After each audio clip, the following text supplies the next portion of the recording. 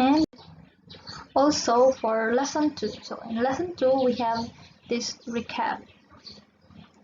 Preparatory tools and measuring tools. So in lesson 1, we have baking pans and cutting tools. So in this lesson 2, we have preparatory tools and measuring tools. So recap is 1 to 10. You're just going to name the baking pan. So simple and easy, yeah, you can refer to your module. Next, okay, the preparatory tools. Preparatory tools, so these are the tools used in prepare ingredients before baking or serving. The first one here is a flour sifter. So a flour sifter. This is used to sift dry ingredients. So examples of dry ingredients are flour, powdered sugar.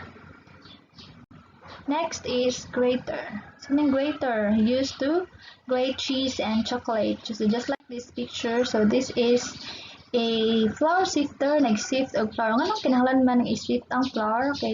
Muna yung mga bugon-bugon, so dili na nato kinahanglan mag-bake, mga bug. And to incorporate also air para mas motubo ang ato ang bake. Next, this is a grater used also to grate mga cheese, chocolates, mga lemon greens. Next is this mortar and pestle, or kanang magdukdukanan. Mortar and pestle is used to pound or grind ingredients.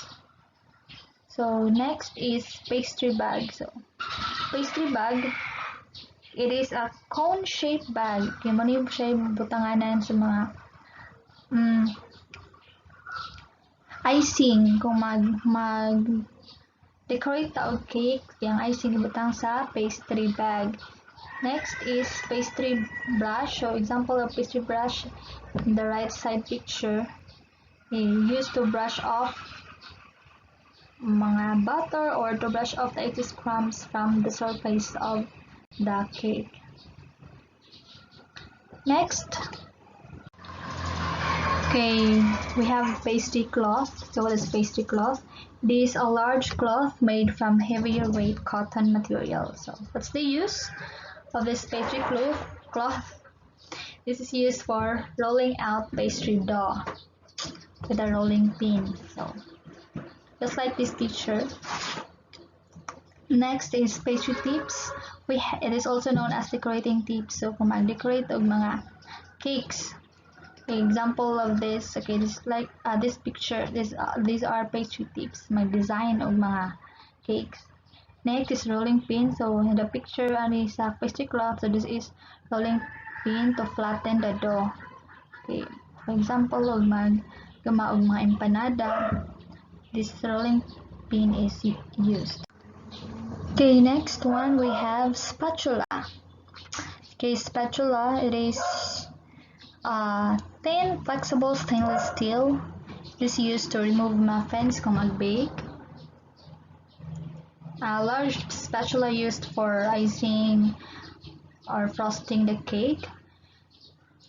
Then also spatula is used to level off excess ingredients. So just like in the picture, nag-level up siya og excess flour sa measuring cup. Next is we have strainer. Strainer, it is to strain away liquid from the other ingredients. So mag-strain ka og lemon, imong strain. And also strainers also can be used as sifter. Kung wala kay flour sifter, okay, strainer ang ganito, just like this one. Then utility tray. So what's the purpose of utility tray? Multi-purpose. Accordingly, used to hold ingredients or tools together, like transferring from one place to another.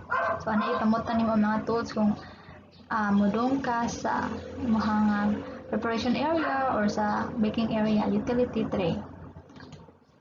Next is measuring tools. So again, ang first one nato is we have baking pans. Next is cutting tools. The third one is preparatory tools. Then fourth is measuring tools.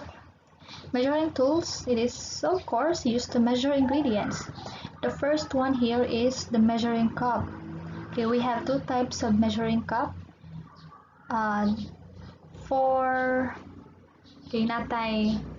For liquid ingredients sa ubos, this is a glass.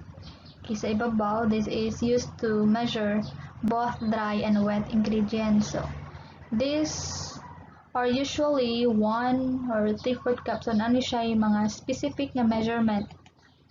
Well, just like the picture, 1 cup, 3/4 cup, 1/2 cup, or 1/4 cup. So, ang isa is, this is a measuring cup for liquid ingredients para makita nimo kung pila ka ml ang imuhang gamiton in baking. This is also easier for you to measure liquid ingredients like water, milk, and oil. We also have here the measuring spoon. Just like this one.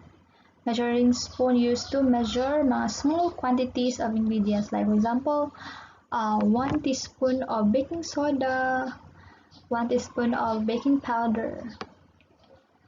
Measuring spoon na siya 1 tablespoon, 1/2 tablespoon, 1 teaspoon, and so on and so forth. We have here the timer.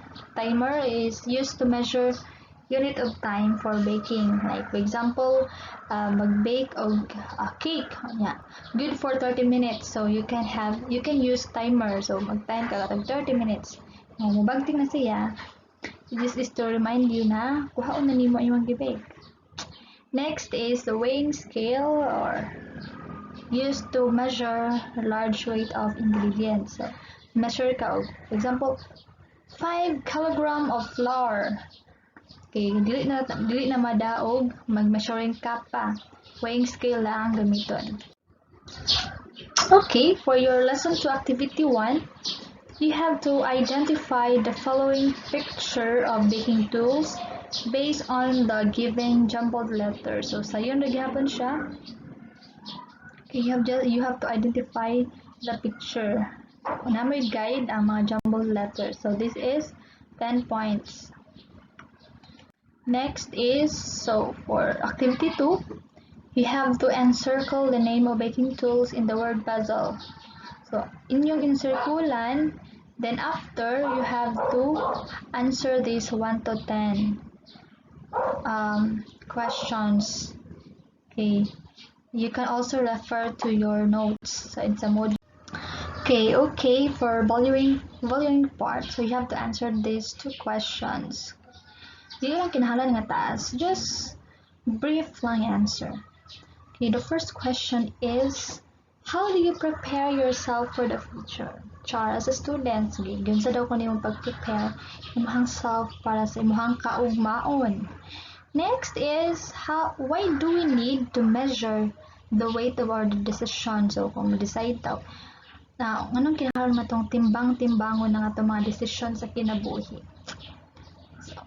Brief lang yung answer. Next. Okay, for your post-test 1 to 5, you have to answer these 5 questions.